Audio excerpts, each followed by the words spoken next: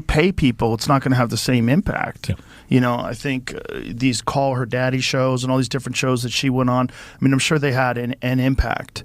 Yeah. But I think that in the future, I'm sure they're scrambling to try to create their own version of this show. Right. This is one thing that keeps coming up, like we need our own Joe Rogan. Right. But they had me. Well, number one, they had you. Number one, they had you. They had you and they drove you away. Is that number one? But they also have, ABC, NBC, CBS, CNN. Right, but that doesn't work anymore. That's like, like you're using smoke signals and everybody else has a cell phone. Yeah, that's right. It doesn't work. Yeah, that's right. That's right. It's just, it's a bizarre time. Boy, oh boy, oh boy, oh boy, oh boy. It seems as if the powers that be are not going to stop raging over the fact that Kamala Harris lost to Trump in a landslide. And they're essentially blaming everybody except themselves, okay? And this time we got to talk about the liberal media, who is pointing the fingers at people like Elon Musk and Joe Rogan. Now, we've talked a whole lot about Elon Musk. We've also talked about Joe Rogan as well, too.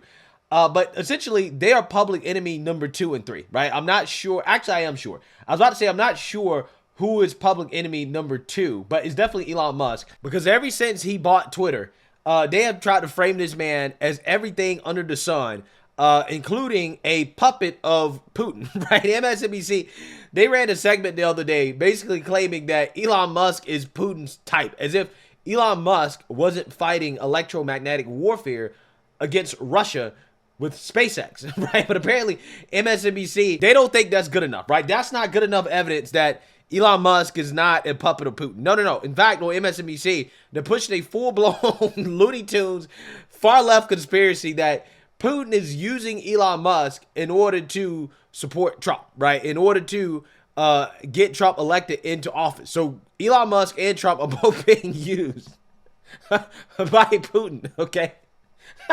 That's just a conspiracy. That's what they're pushing on their platform. Take a look. Clearly, Putin has a type. He likes narcissists and egomaniacs that he knows as a case officer he could easily pander to and manipulate to do his dirty work. We are under attack. Russia has been using different levers, whether that's corruption networks. In this case, it's influencers like Donald Trump, like Elon Musk, to really kind of sow discord. And it's particularly troubling with Elon Musk in this case because Elon Musk has access to state secrets. He has top secret security clearance. It's possible that some of that is seeping through. Putin has been very effective in playing both Trump and Elon, and he's been using the richest man in the world to do his bidding. In some cases, that's encouraging him probably to support Donald Trump. That's not speculation. We see how far in Elon has gone. And then using Twitter as a disinformation platform. So this is not some sort of far off, distant threat. This is going to impact our elections. It's a national security. Joe Rogan is public enemy number 3, right? So you have President Trump, public enemy number 1. Elon Musk, public enemy number 2. Joe Rogan, public enemy number 3. That's the order of things, okay?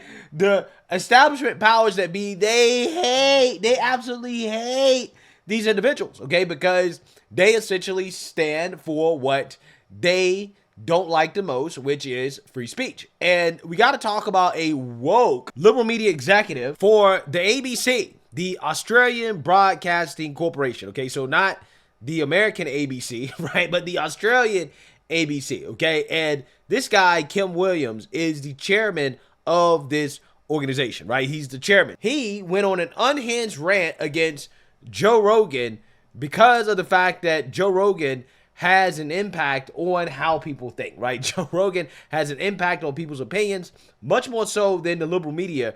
And this guy lost his mind when being confronted about Joe Rogan and the potential impact that he had on the election. So without further ado, let's get into it. I have a question about Joe Rogan, and you've sort of touched on elements of this in the US. He's obviously the world's most popular podcast host. He has 3 billion listeners. He's sort of managed to successfully capture that bro market in America. And his influence is such that in the wake of the US election, the Democrats have said that one of Kamala Harris's mistakes was that she didn't appear on his program. So I'm just wondering, if you had any observations about what's behind the Joe Rogan effect, how you believe he's managed to so successfully capture this huge market. And then for us here in Australia, you know, how would or should the ABC be going about capturing that kind of audience? Look, I'm not sure that I'm the right person to respond to that question. I am not a consumer or enthusiast about Mr. Rogan and his work. Shocking. I am not one of the 3 billion, and I'm unlikely to be 3 billion and one anytime soon. I think people like Mr. Rogan prey on people's vulnerabilities. They prey on fear. They prey on anxiety. They prey on all of the elements that contribute to uncertainty in society, and they entrepreneur fantasy outcomes and conspiracy outcomes as being a normal part of social narrative. I personally find it deeply repulsive, and to think that someone has such remarkable power in the United States is something that I look at in disbelief.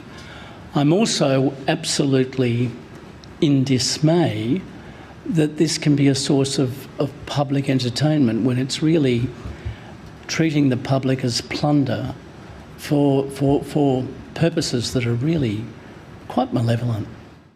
Yeah, so you seen that, you heard that. Now, is anybody surprised that some woke liberal media CEO out in Australia is losing his mind over Joe Rogan's podcast, especially considering how Australia has shown the world that they don't care about free speech at all, okay? They have tried to punish Elon Musk for allowing free speech on X. I mean, they've threatened to jail the guy, okay, to fine X a ridiculous amount of money because of free speech. Yeah, they don't believe in free speech at all in that country, so it seems. And what I find to be the most hilarious about this little rant from this CEO is that he reveals in this rant why the liberal media outlets, why they are dying, why traditional cable is dying. Because if you listen to the question and the answer, you can clearly see that this dude is clueless, right? He's stuck in the Stone Ages, because this reporter specifically asked him, okay, have you seen Joe Rogan's podcast? And is there anything that you guys could take away from Joe Rogan's podcast in order to help out your business, right? Your dying industry.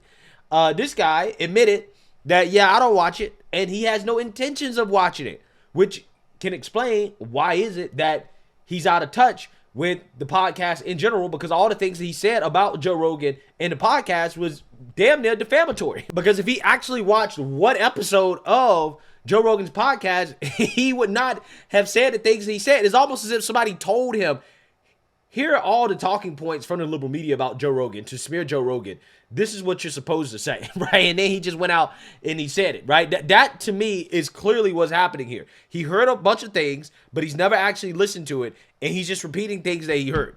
Clearly, that's what's happening, right? This guy is ignorant. But again, when you have people like this running your network, okay, there's no surprise as to why the networks are failing, okay, and why they're so upset with people like Joe Rogan, who has a much larger audience than they do, because clearly they're not keeping up with the times, right? They're not observing the competition and taking notes on what the competition is doing well and why people like the competition.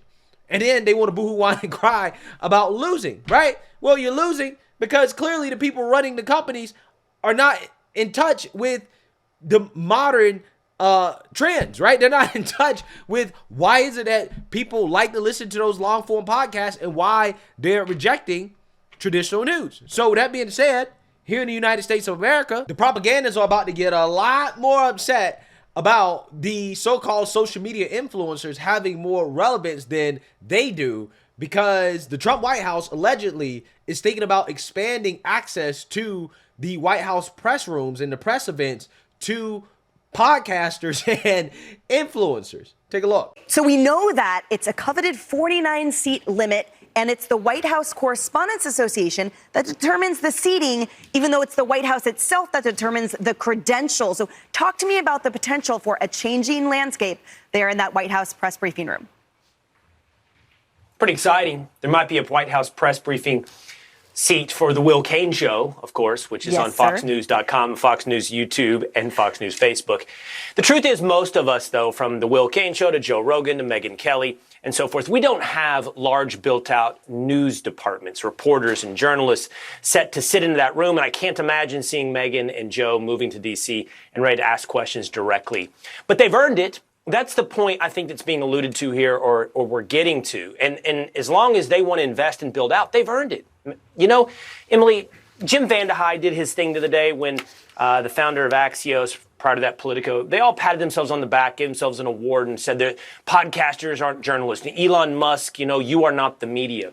The truth is that whole group, the one that has the 49 seats now, they've lost everything. Every bit of trust, Emily. Through Russiagate to Donald Trump to COVID and every other story, what credibility do you have that you think entitles you to that seat?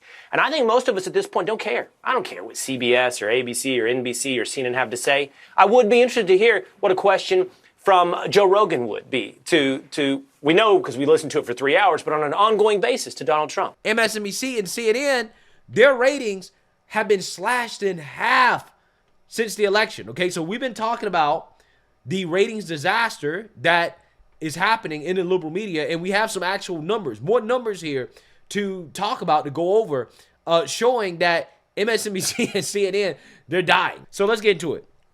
MSNBC's primetime audience has dipped 53% since the week before the election, according to new Nielsen ratings data. A steep drop-off for the left of center network, rivaled by a 47% drop by CNN, while Fox News has largely held onto its audience since President-elect Donald Trump's victory.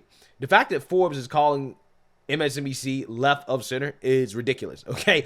MSNBC is far left, okay? CNN might be left of center, but they're basically far left as well, too. MSNBC logged an average of 632,000 primetime viewers for the week ending November 24th, compared to 1.34 million for the week ending November 3rd, the last full week before the election. CNN slid from 754,000 to 398,000 over the same period. While it is not unusual for news networks to lose viewership when major news events like elections end, right-leaning Fox News has largely retained its audience from before the election, dropping from 2.67 million to 2.63 million over that time period. So with that being said, even MSNBC's biggest star, Rachel Maddow, can't save this network because she's also suffering her worst ratings of the year as well, too. The ratings woes continue for MSNBC post-election as the liberal cable news channel saw nearly half of its viewers flee following President-elect Donald Trump's victory. Perhaps even more stark, though, is that the network's biggest and highest paid star just saw her viewership sink to the point where she was recently beaten by a rerun of Ancient Aliens. Yo, so more people are watching reruns of Ancient Aliens than Rachel Maddow. Wow, that's embarrassing, right? That is absolutely embarrassing. Okay, and on top of that, she just got her contract extended. Now, she took a $5 million pay cut, but she's getting paid $25 million annually to get beat by Ancient Aliens, right? Really? I don't think that was a good decision for MSNBC. If MSNBC is serious about fixing their network, they should fire people like Rachel Maddow. I'm so serious. We also have people like Morning Joe, Joe Scarborough, Mika Brzezinski. We've talked about them quite a bit. They are struggling heavily. They saw a 37% drop in viewership after they met with Donald Trump, after they kissed the ring. Adding to MSNBC's challenges, several of its marquee programs, including The Readout and The 11th Hour with Stephanie Ruhle, reached historic lows in the key 25-54 category. Across the board, the network trailed far behind Fox News and struggled to retain viewers, especially during significant post-election events. Fox News, meanwhile, saw record-breaking growth, claiming 62% of the cable news audience in total day ratings for November. Yeah, so there's steep declines happening.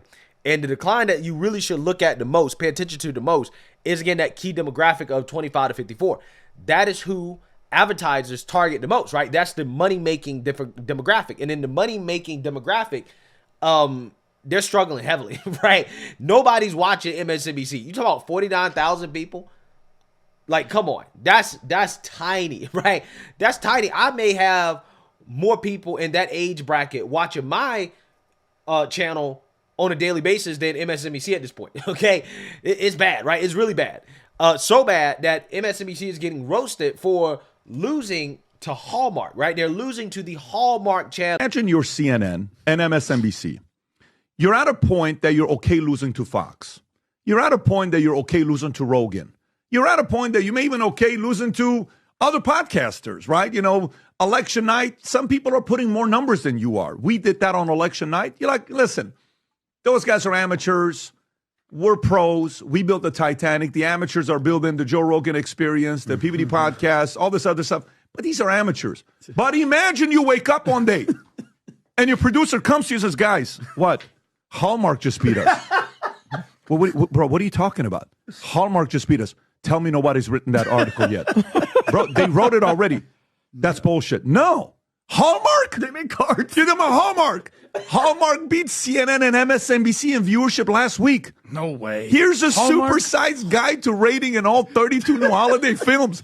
Can you imagine that? Oh, man. How do you let Hallmark beat you?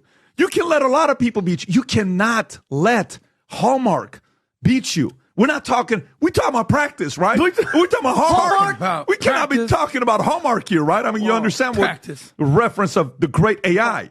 Yeah, so pretty embarrassing stuff for MSNBC and CNN. I mean, at this rate, if they continue to lose viewers, they won't have anybody watching their network by Christmas, right? By Christmas, they'll have less than 100,000 viewers total, period, right? Period. Okay, maybe even less than that. It's embarrassing at this point. It really is. But this is why these cable news executives are lashing out. This is why they're upset. This is why they hate Joe Rogan. This is why they hate Elon Musk, because what Elon Musk said was true.